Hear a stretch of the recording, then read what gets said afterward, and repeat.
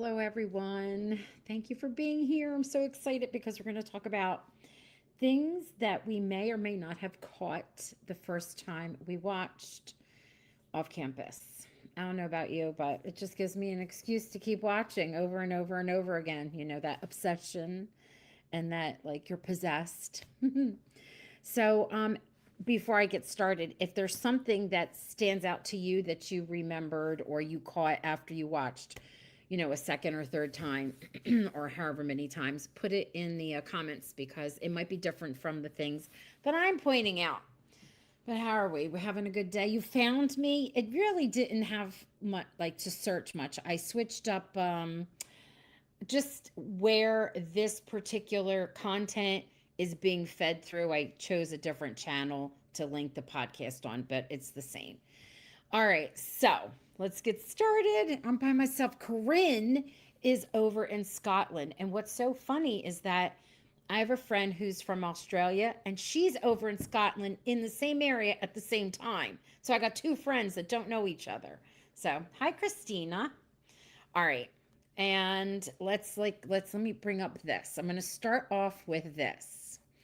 So these are in from episode 1, and they're it's like a screenshot of the flashbacks that Garrett has, and then of course there's also flashbacks that Hannah has. And if you notice, in all over social media, the fans call it the yellow haze because of the song, that Justin wrote, but it has like a yellow golden tone.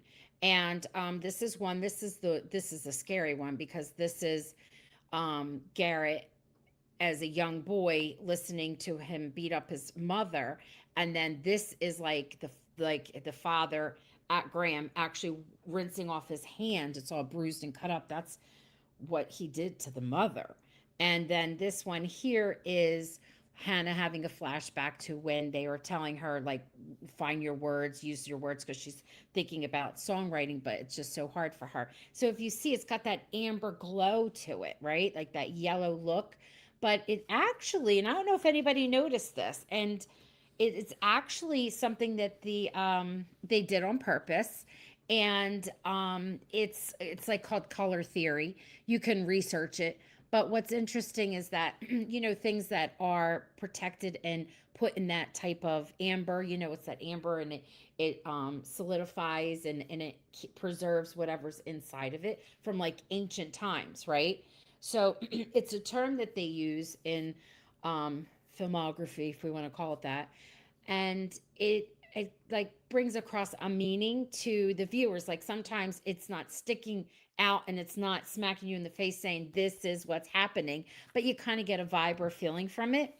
And they were hoping, what I got from it after I researched it was what they were looking for it to do, and that's to preserve what was happening to them in the past, sort of like a metaphor to say that it's not that they're totally healed from it, but it's in the past. It's a trauma that they both have, a violent trauma. And in the flashback, it was for them to, hi, Joanne. It was for them to like overcome because they're survivors and they're trying to thrive in the present. And normally in film, when they do a flashback to make you see that it's shifting, like it's easy. In a book there's an actual way to do it. You learn as a writer, you use like this specific word that triggers something or an incident, and then it puts the flashback in, and then that sort of same word comes back again and it gets you out of the flashback. And if you don't do a flashback in a book correctly, it can confuse your reader. And the same can happen on when you're watching a movie. And I'll tell you something that happened to me with this. But anyway, I thought they did a really good, really good job of making it so that this is them in the past. It's in amber. It's actually the word. It's frozen in time. It's there, and they survived it. And also, the color is a warm color. And I started to say this, and then I cut myself off, instead of a cool color, because most films use a blue. Do you ever see like that gray bluish color for a flashback? And they're not using. the cold tone, because that's like something that's still going on. They're still trying to survive. They're using the warm tone instead because it also gives you an idea of hope. Like there is hope and resilience and something for them to look forward to. And I was like, wow, that's like deep. They put so much thought into every one of these little details. Doreen, what did you say? I thought that color tone was to indicate to the viewer that it is a flashback. Yes, it is. It is to indicate that, but often they don't use this color. Instead, they use like a bluish color, which is considered a cold color. And this they use instead as a warm color. And like they said, it had the amber idea behind it. And then also that it's a warm color, showing that they are thriving and moving forward. Even though they're still struggling, they're thriving and moving forward. Um, I don't know. I just thought that was pretty, like, I don't know, pretty, I don't know. I just love like the thought that goes behind things, and all the little things that these people are working out. And like there was, who was, I think it was what is it? His name is Josh Houston. I think he's who played Justin. And or was it him? No, it was the actor who plays Charlie. No, his name is Charlie. My brain is everywhere. His name is Charlie. He is Davenport, right? Hunter Davenport. So Charlie was being interviewed, and we'll talk all about that when my partner comes back. That's for a later time. But he was talking about how there's this room where it's all mapped out, all 5 books, and it's all mapped out, and they know where they're going. And I just saw Louisa, she was talking, and she's like, oh no, we have it written, we know where we want to go. And the detail and the work that they all put into it is like pretty amazing. um who was it that punches the wall? Garrett does, because he can't help his mother, and he punches the wall, and that punch stays there. Remember, and it gets later, years later, covered up by a drawing. Yeah, he punches the wall because he's so upset that that fist, that bloody fist, is actually his father's. Yeah, and then later you'll see the same thing for him. But I just took it because it was the amber color, and that is like frozen in time, and it's just, I don't know, it's pretty bad. But I love how they handled the violence. So that was one of the things that stood out for me. And I wanted to, this is a little thing that I even forgot about, but then I didn't. Um One more thing to say about the amber part. When I was looking it up, they were saying that these things shape you, but they don't define you. Like, so the things that happened in your past might shape you, but they don't define you, which I think is pretty cool and pretty telling.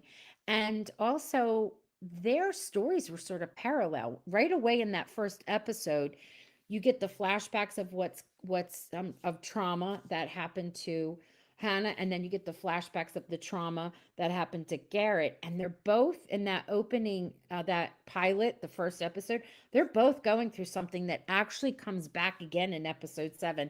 But we'll talk about that. Like, they're just, the writing is just so tight. All right, so this was a little tidbit that I have was when I was going through stuff.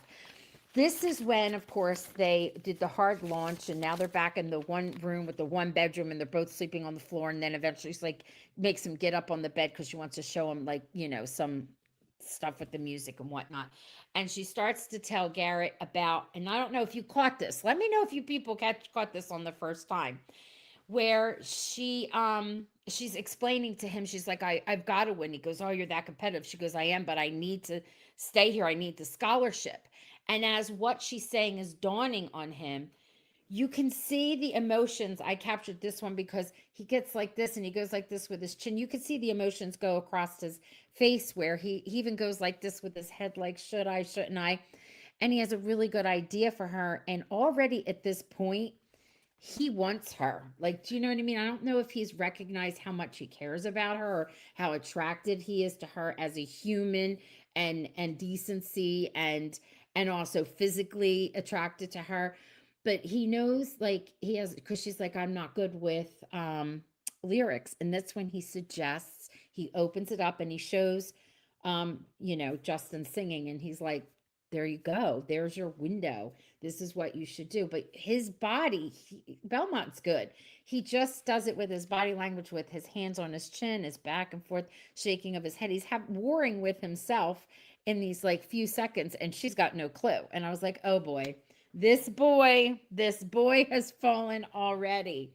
Okay, Christine, yes, I saw he really cared for her right away. Yes, you saw it. Okay. I know. That just, I was like, okay, I wanted to point that one out. They weren't my majors. Okay. This is what started my whole idea of me doing this. This particular, this is from, this is after they've broken up. And it's towards the end. I think it's episode 8. And she gets an idea, Hannah, that she needs Jules to help her. And I think the idea of the extra sounds comes when Josh said, you see me walking around or whatever. I like to record sounds. It's like fillers and background stuff. So she goes over to, where they practice or where they play their games. And she has like, later on, we realize the hockey puck sounds and whatnot. And Jules helps her with all the sounds. And then realizes Garrett's there, right? So you all know this. And she steps out to see him. He sees her and they have like a little conversation. And he's like, why are you here? Like, maybe she's there for him, right? And she explains. And he's like, oh, what are you dropping a diss track? And I didn't pay attention to that for a while. Do you all know what a diss track is? I know some of us know because we're younger, and some of us don't know because we're older. A diss track, okay? Tract. I think I'm spelling it right. And when she explains what she was getting hockey sounds, right, because of her song, and he laughs. She gets a big laugh too. She's like, "What? No, no, I'm not dropping a diss track." So my point was that, yes, Chris, Chris. Oh, I thought Christina said it was me. I thought, well, who would she drop a diss track on? Like she's dissing someone. She's going to do one of those songs, like because she's in the hockey arena there, and I thought maybe just hockey in general. And I realized he meant him because she says it's you who gave me the idea. And he says, oh, what are you dropping a diss track? Like she was going to say bad stuff about him. And he laughs. And you can see that beautiful smile he has. And then she responds with, you kind of helped me come up with this idea. And she says, because you reminded me of who I used to be. And he gets this quick, sad look on his face. Like his emotions go from that smile down to this. And I was like, oh, what diss track? What? Why? I had to look it up to make sure I was, when you diss someone, if it was just this one little thing. And I was like, oh my goodness, this is this whole little piece. And he's like, so, like, wants her to stay there because he wants to talk to her. And there's even a point where he sort of asks for her help and then he stops and then she's like, wait, this is me. And she goes, even though and she doesn't finish like we broke up or whatever. She can't say the words. And then, they come together and she helps him out with some advice. And I just thought, okay, this little diss track thing was funny because when he was saying all the stuff, I was thinking, I don't know, like she was dropping some kind of whatever song. And then I realized he meant that she would be writing something negative and bad about him, especially because she was there and recording the hockey sounds. And then at first I was like, well, maybe hockey in general, because she has that bad background with hockey, because eventually Garrett gets out of her that the person who, you know, hurt her was a hockey player. Hmm. I don't know if any of you all picked that up. Again, just all these tight little details. It's just so yummy and delicious. I love it. I don't know if anybody wanted to add to that. Okay. Let's see. Okay. Now, this this is interesting. There's this part. This is in episode 1, and there's this part. When I first watched it for the very first time, I was a bit confused. I could get the idea that he was probably the person that hurt her, that he was from her past. I got that idea. But at first, I wasn't sure if he was really there first I was wondering if this was a flashback, and then I realized no, that this somebody is really there, but I wasn't sure if it was really him, the guy who hurt her. And then after I realized all flashbacks have that amber glow, this is really going on, and then I had to go back and really listen to what was being said. So in the background, because one of the things they did with this is you have to listen, because in the background it's not always super loud, it's soft. Like, do you remember the scene I love that's choreographed so well, where the boys are jumping over the ledge or the edge, or coming around the wall rather, and they're at practice and they're with the fruits and there's all that conversation going on, and I love it. You have to listen softly. I mean, listen to this, like they are softly in the background calling out the different names for them to go out. Like, you have to really listen sometimes. Yeah, after the second time I watched, I caught it then. Well, it took me a few times, so I realized he was really there. Now, this is a little, I don't know, not that it's odd, but if you don't have a book background about this, I'm going to share some stuff with you. I thought it was interesting, and I would love it if I were talking to the showrunner to understand the choice of this. Well, first of all, they're giving you a little bit of a hint of what he's really like, that he is a jerk. He's there spiking his own drink. He's got alcohol and he's pouring it in his own drink.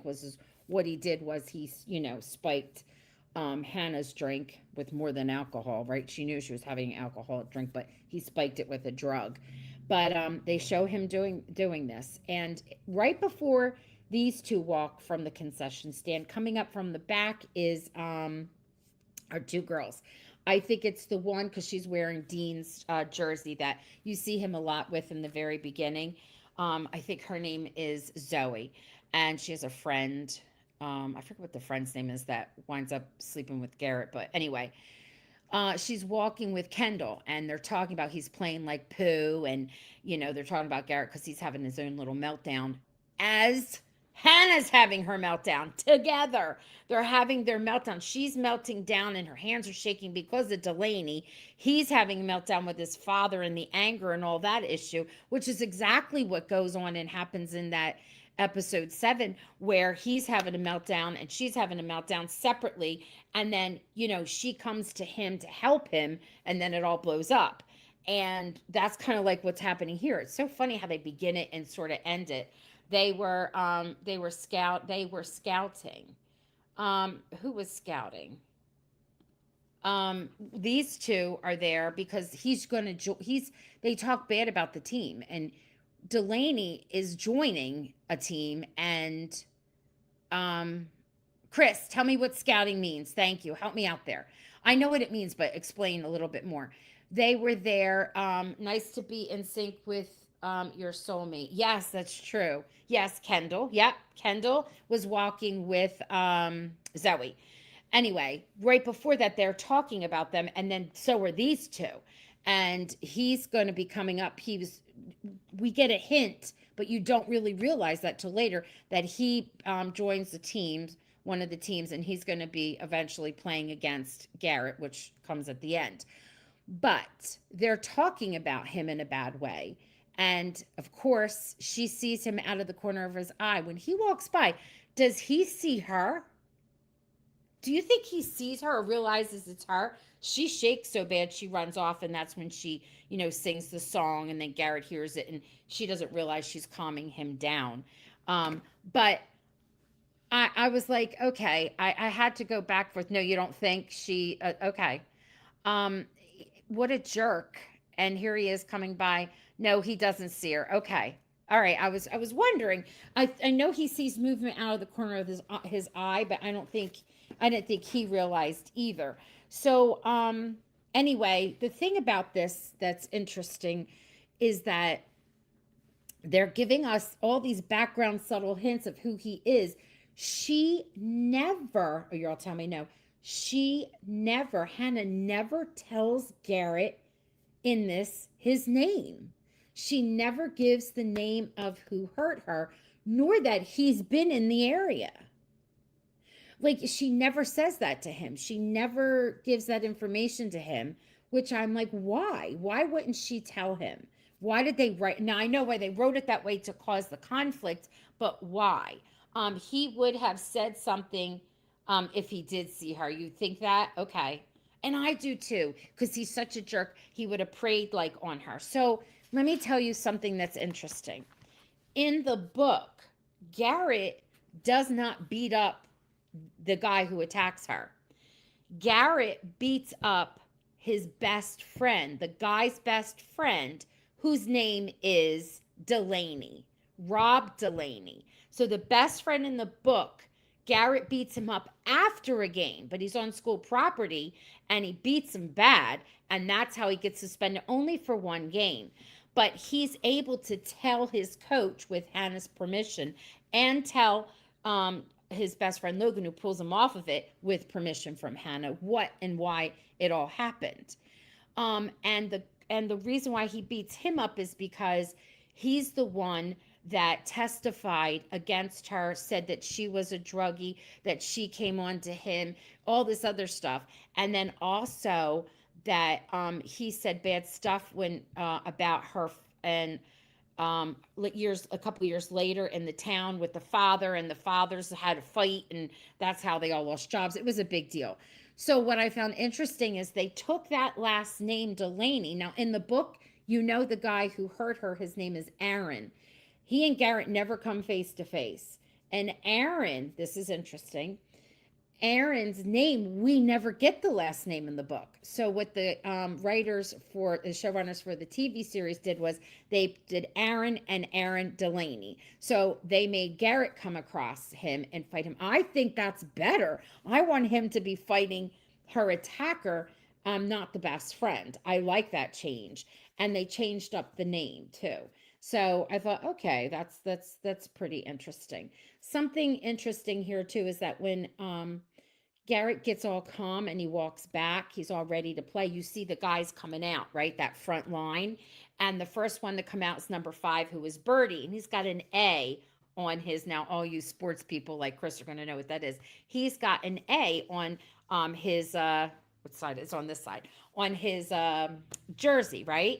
And I'm like, And then behind him is Tucker, who doesn't have anything on his jersey. And then you see Logan, nothing on his jersey. Then Dean comes out. He's got an A. And then behind him is, as he's coming out, the captain, which is C4, what Garrett has. And that's because Birdie and these are little things that I didn't know. Birdie and Dean are assistant coaches, not coaches, assistant captains. And I thought, oh, that's interesting. And I understand that's why when the coach has conversations, he'll say to Dean, you're going to take care of, so and so on the line. And he's like, no, I got him, or he goes out there and he works with them. And same with Birdie, but then Birdie gets injured. I don't know if any of you saw that or picked that up. Yep, assistant, she knows. Of course, Chris. I don't think the storyline is over. No, Joanne, you're right, which I think is fantastic. I truly think there's more that's going to come up with that. And I don't know, all of us here probably read the books. I've read the 5th book, and there's nothing that would be purely coming from the writers of the TV series. It's not stuff in the book. And I'm excited to see it happen and how it unfolds. I really am. But again, Delaney will be back. Yes, he is. He's there. I know they actually know the actor. He actually has Hallmark ties. He's a nice guy. And I'm like, oh, when you're done, I'm going to be interviewing you some way, some shape or form. But they're back to filming. That's how I know he's there, because I talked to his people, his management team. Let's see. Does he see her? I asked her that. She shakes, goes to the music, which, okay, is okay. Anyway, I thought, okay, wow, all these little things that these people just sit together, and they're geniuses and put it all together, and I love it. Yep, and C is for captain. That one I knew. But it's not that I didn't figure out what the A was. It's that I never saw it before. I didn't realize that Dean and Birdie were assistant coaches. And I keep saying coaches, assistant captains. I don't know. I guess my eyes were on other things. I don't know. Which I thought was, pretty cool after you watch it so many times. More details come out, and then you think about it differently and you appreciate it more. Um, Anybody can join in, say whatever you want. If there's something that I didn't cover in this particular episode and you wanted to talk about it, let me know. Put it in the comments. But I wanted to say, wow, they're still filming, and they are really, like, I'm used to when you're filming, especially because I'm so used to how it's done with Hallmark. You're kind of like off limits. You spend those, if it's a movie, you spend those like almost 3 weeks secluded somewhere and getting it done. Or if you're doing a series, you're off in the series, and no interviews. It's rare if you do them. And especially if like, I know I'm going to be doing an interview with somebody who is filming, but they make the time. I remember Kevin Smith made time on his day off, that kind of thing. It's rare. They kind of like, but the Prime people, their PR people are just bursting with opportunities for all of them. And so when they have their weekends off, right, they're out there doing stuff. So there was a whole crew of them. Kaylin, Jalen was there, and um, Ella was there. Who else? Jalen's Tucker. I don't know which way I should say it, the actors' names or the actual characters' names. All the whole group, including the actress that's coming to India, she to play, what is she, Gracie, and Stevens and Antonio's girlfriends were with them. Josh was back, and of course he's dating Minka. They were all in New York because Hannah, um, Elle was on stage singing her song with what is it? Suki, is that how you say her name? I didn't like the version of it. Like Hannah's song, which is Elle's song, she really belted that out. There's parts that oh, it was just so gorgeous. And I don't know if Suki didn't have the range or whatever it was, but she toned it down. But she was gorgeous on stage. She asked her to come up, and they all went out there to support her. And their showrunner was with them too, which is so, so cute. I love how busy they are. All right. I wanted to mention, okay, here we go. Let's see, I'm approaching 65 times of watching the series. I am not as much as you, Chris, but I will say that I've watched multiple. I guess if I did a whole run through, it's got to be like over 20 times. However, I've watched certain episodes more because I do this. All right, Joanne, I wanted to mention Hope, Hope Garrett's Hope Garrett's dad claps so pathetically when he scores and flee. Okay, I think I know what you're trying to say. So he's pathetic in how he cheers him on. I get that. He is. Um, okay. And what's this? Garrett's dad, oh, claps so pathetically when he scores and nods his head in approval when he checks another player. You're right. And that comes from the book, which you probably know in case no one else knows, or someone who tunes in later. So it's like this agreement that they have when he comes off. He doesn't, in the book, he's not really looking at him up there in, the stands or the seats. It's when he comes off and they're about to, either exit as a team or get on the bus to leave. He's always standing off to the side, he being the dad, and he gives him a nod. And if not, he doesn't even do anything. Like, he doesn't give him his approval. So I think that's what that is. He's just such a gruesome man and human. He really, really is. And then here's those two people who sometimes think they're broken, but they're not. How about the part where Garrett does his best to make sure that Hannah is not broken, but he doesn't do that for himself. She kind of tries to help him. And his best friend always says that to him, but you're not Garrett Graham. And then when Logan finds out the depth of what he went through, he tells him again, you're not your father. You know what I mean? You deserve this.